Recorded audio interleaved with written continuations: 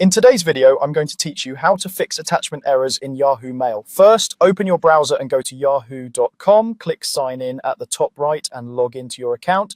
Once you're in, click the mail icon in the top right to open your inbox. We'll start by composing a new message so we can walk through attaching files the right way.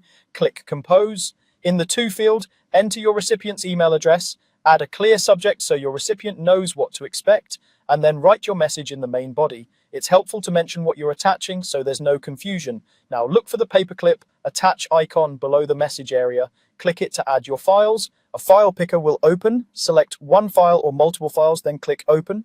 You should see each file begin uploading right under the subject line.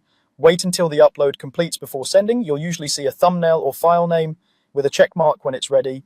If you encounter an attachment error at this point, the most common reason is file size. Yahoo Mail caps attachments at 25 megabytes per email.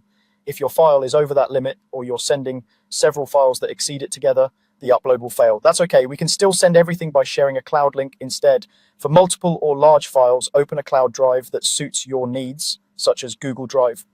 Upload the files there so they're stored in one place. When the upload finishes, open the file or folders menu, the three dots, and choose share. In the sharing options, make sure the general access is set to anyone with the link. This ensures your recipient can open the files without requesting access. Then click copy link to grab the shareable URL.